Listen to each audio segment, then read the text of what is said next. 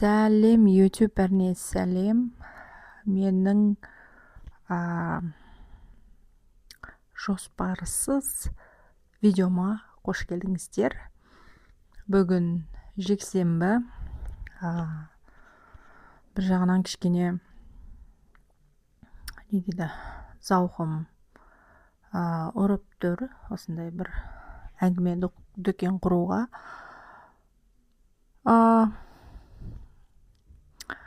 Менде жоспарлар өте көп.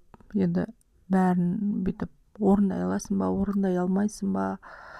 Ну, я постараюсь, да, қолдан келгенше. Ең бастысы, мен жақында бір жаңа рубрика ойлап тапқым келіп жатыр. Точнее, ойлап тауып қойдым. Жалпы соны видеоға түсірмекшімін. Жаңа рубрика ол не? Ол cooking time, яғни әртүрлі тағамдар жасау. Не себептен дейсіздер ғой, демесеңіздер де айтамын. Себебі жылдан жылға, күннен күнге мен жасарып жатқан жоқпын. Сондықтан мне надо правильно питаться. Қазіргі менің питаниям мүлдем менің көңілімнен шықпайды. Сондықтан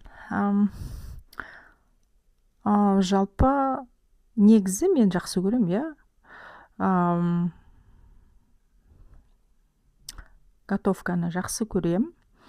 Бірақ кішкене жалқаулық, еріншектік, сөйтіп ерім кететін моменттерім болады. И бір жағынан ол жаңа хобби. Себебі соңғы жылдары өмірімде тек қана спорт, везде спорт. Кішкене абстрагироваться надо мне. Себебі вдруг бір нәрсе болып қалса, бір өзіңнің хоббиің болмаса, тоже қиын ғой. Гитарамен ойнамай қойдым. Там что я делала? Много чего делала. Қазір көп хоббилерім орнында қалды. Сондықтан жайлап әртүрлі хоббилерімді бір қалай десем екен, қайтан вернуть надо к себе. Себебі бір какое-то чувство неудовлетворенности. Тек қана бір салада қатып қалған өте зерігетін нәрсе, скучно, былайынша айтсақ. Boring. Сонымен сол, білмеймін, енді влог түсіретін шығармын. Әлі шығармын. Какая разница?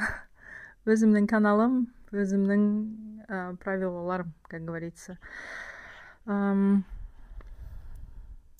А так я стараюсь, әртүрлі видеолар қарап жатырмын, көріп жатырмын, там монтаж, идеально, бірақ істемесең енді оны болмайды ғой. Соны бір істеу керек еді, бір бастау керек еді.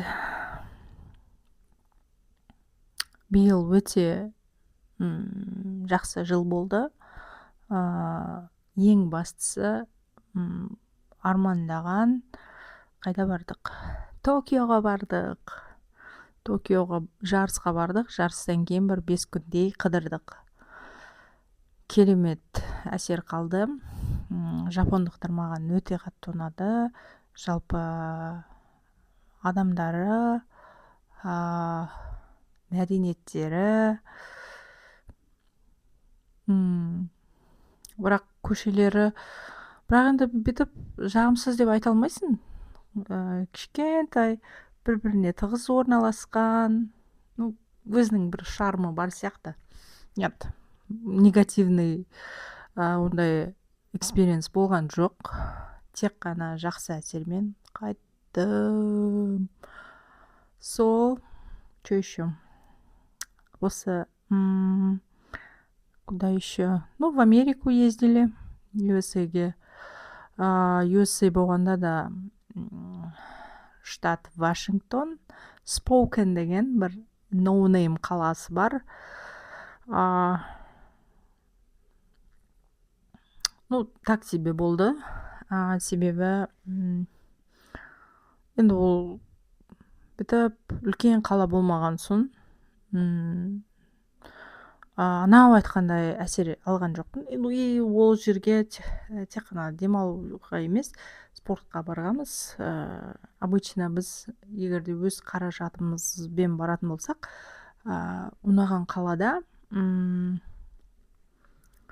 стараемся отдохнуть как минимум 3 дня, а то и 5 дней деген сияқты. Солай. Енді уақыт болса, точнее, уақыт емес, скорее всего, желаниең болса уақытты да табасың, шабыт келсе батырып тұрып істеп тастайсың ғой. Сол видеоларымды бір монтаж жасап, сондай істеймін бір күні. Сосын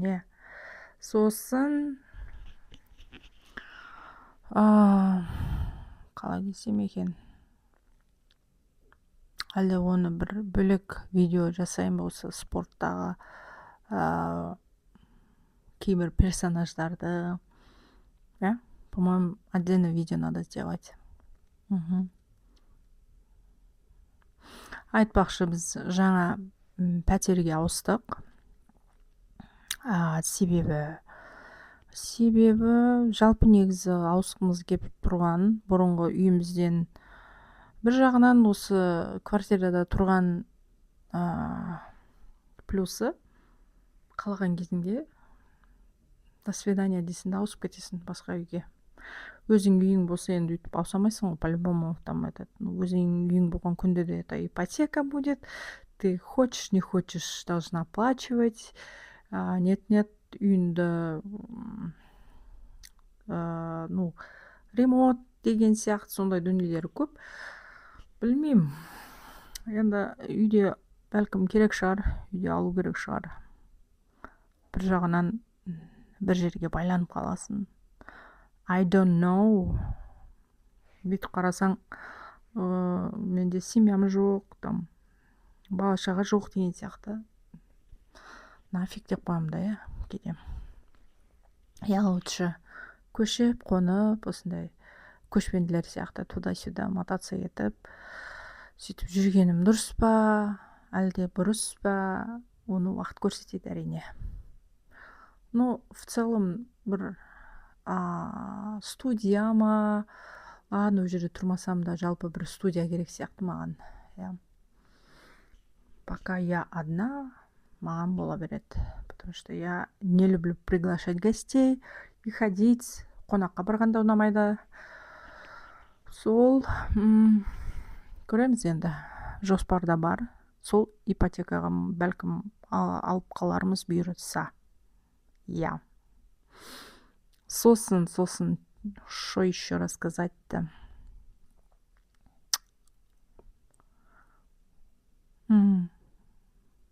Как всегда, соға жоспар жоқ.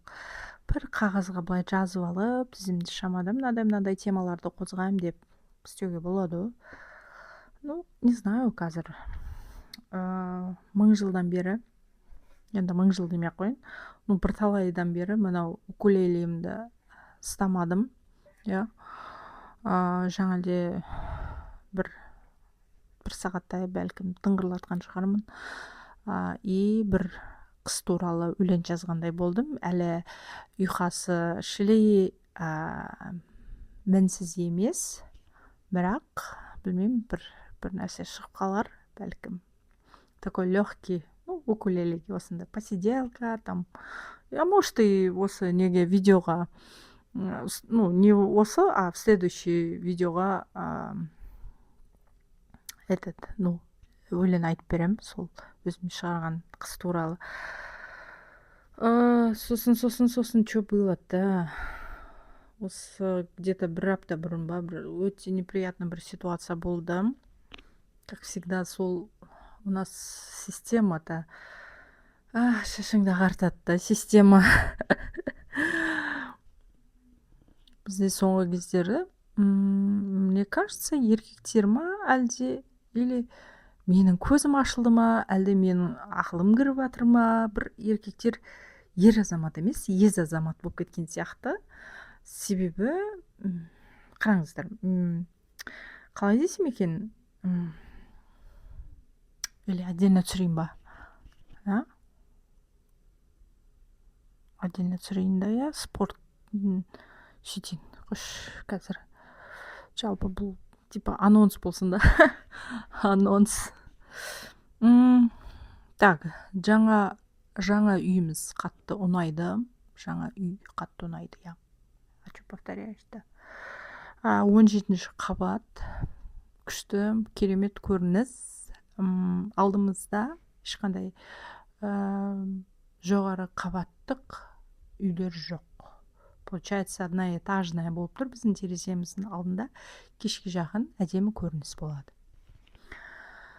Сол, бірақ ақшасы да енді керемет, қымбаттау болып жатыр. Бірақ енді білмеймін, енді бүйтіп келесі жылы өзімнің қаражатыма бірде-бір жарысқа шықпаймын деп шешім қабылдадым. Себебі, сколько можно за свой счет ездить, да? Солай, енді мен магистратураны оқимын деп жатқанмын ғой, негізі, по идее. Соған әрекет жасау керек, магистратураға түссем ба деп ниеттеніп жүрмін.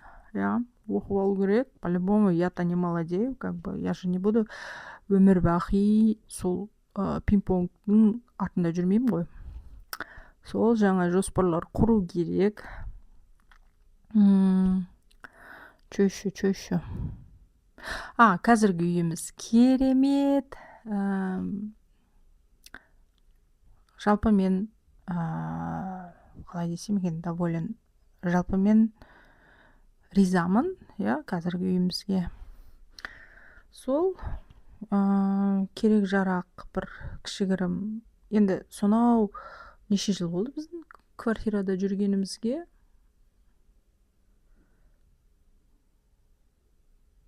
Бір 3 жыл, 4 жыл болып қалды ау деймін, иә. Енді азын-аулақ икеевский мебельдерім бар. Соны с собой туда-сюда таскать етіп, просто кейбір пәтерлерде анандай өзіңнің көңілінен шығатын бір не болмайды ғой, как его, мебель болмайды. Сондықтан өзімнің азын-аулақ мебелім бар, полочкалар, там косметичка деген сияқты дүниелер. Сол көшіп қонып, әзірге солай жүрміз. Басым. Бүгін шайын алу керек, может, ванну приму. Көреміз. Что еще рассказать-то, блин? Именно осы камераны қоссаң бәрін ұмытып қаласың ше. Біртүрлі. Записывать надо. Записывать. У тебя памятің идеальный емес қой. Жаманды жақсылы. У тебя сколько наркоз болды менде? Бірталай наркоз болды. Эх.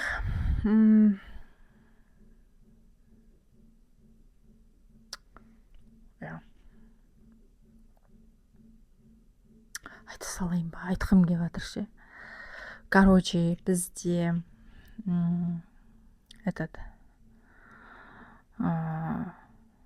какой-то тест ба, бір нәрсе болды. Я толком түсінгенде жоқпын.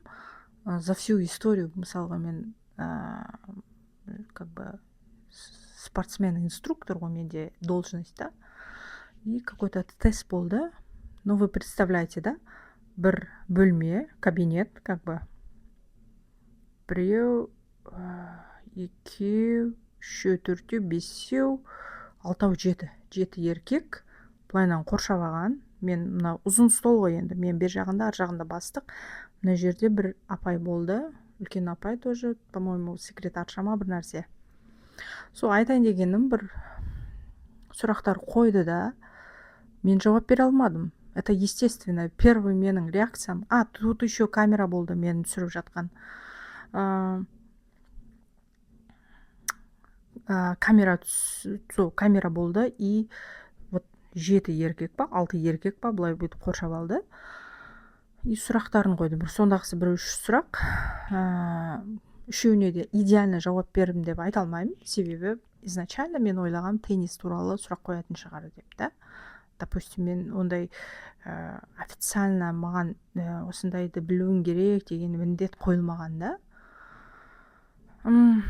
Айтайын дегенім, ладно, ол сұрағына идеально жауап бермесем де, старалась же как бы, да. И тут бір еркек, есімін ұмытып отырмын. Тоже неприятно, андай түріне қарасам петикан тұрып, ыржыңдап күліп отыр да. Жалпы негізі мен өте, как сказать, кішкене от сияқтымын да.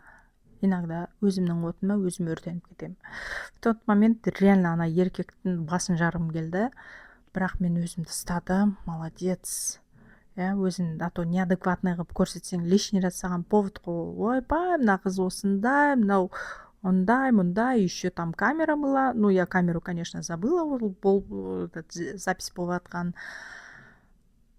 Сол бүйтіп, типа жауап бере алмағаныма күліп отыр да, бір открыто күліп отыр. Басқалары күлген жоқ, именно сол мужик күліп отыр. Его имя не помню, может, вспомню, да. Не знаю, как-то как минимум мәдениетсіздік, сол мен арқылы өзін самоутверждаться етіп жатыр да, қазақша қалай болады, мен арқылы өзінің деңгейін, какой-то бір деңгейін көтеріп жатыр, соны түсінген жоқпын. Шынымды айтсам, бір күн ба, соны ойлап жүрдім, почему, неге олай деген, неге бұлай. С одной стороны, білмеймін енді, жалпы мен, я же говорю, адамды негізі сразу білем, кім алдымда тұр, бэкграунды плюс-минус қандай.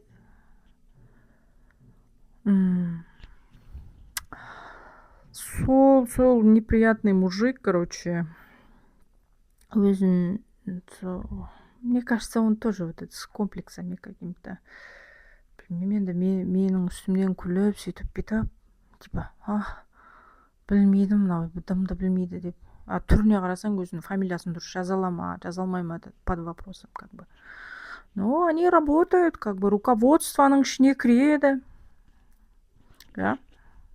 Жалпы в будущем осындай именно мүгедектердің спортында көп проценті мүгедек жандар. Не просто мүгедек жандар, білімді мүгедек жандар болу керек. Енді ол күндерге де жетіп қалармыз. Как говорится, Астана не сразу строилась. Я думаю, жайлап шығып қалар. Анандай қуыршақтар емес, кейбір организацияларға қойып қойған қуыршақ мүгедектерді там ашша алағанда, жұмса жұмыдырғанда. Ондай адамдар, ондай сотрудниктер жалпы бітіп еш нәрсені өзгертпейді, өзінің ішіндегі мен деген менмендігі болмаса. Сол айтпаймын деп айтып қойдым. Может, кейін про спорт тоже не істеген кезде, может, айтармын, видео түсіріп жатсам. Жалпы это тоже хобби, как бы психологиялық тұрғыдан алатын болсақ, осы іштегіні шығарса. Не дейді, ауруын жасырған өледі дейді ғой. Жалпы мен тырысамын ішімде еш нәрсе сақтамауға, жақсыны да, жаманды да. Бірақ енді жаман нәрселер болып жатса, ойланасың ғой, по-любому. Особенно сенің намысыңа тисе, бір кемсітсе, по-любому любой адам ойлайды деп ойлаймын. Любой адам ойлайды. Солай, что делать, енді өмір ғой. Жизнь такова. Қазір сондай қуыс кеуделердің заманы, өкінішке орай. Бірақ енді жақсы адамдар да бар, жақсы бастықтар да бар.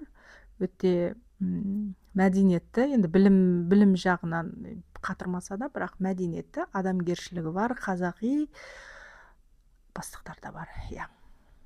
Солай, достар, келесі аптадан бастап бұйыртса осындай может мини влогтар түсірсем күшті болар еді ше.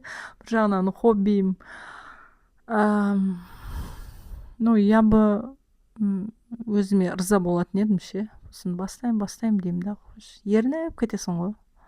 Жалқауланып кетесің. Бүгінгі күн ертеңгі тарих дейді ғой. Сол сияқты өзің осыдан бір 5 жылғы, 3 жылғы, там 10 жыл, может быть, если развивать етсем, өзіне қарайсың, опа, мен осындай болған екенмін ғой деп. Надеюсь, жылдан жылға ақыл кіретін шығар. Я? Надеюсь. I'm солай. Сау болыңыздар. Ja? Жанымызда ремонт болып жатыр. Мына мені жеп қойды осындай. Дуф жерді ма? Бір нәрсені тесіп жатыр. Так что келесі видеода кездескенше сау болыңыздар.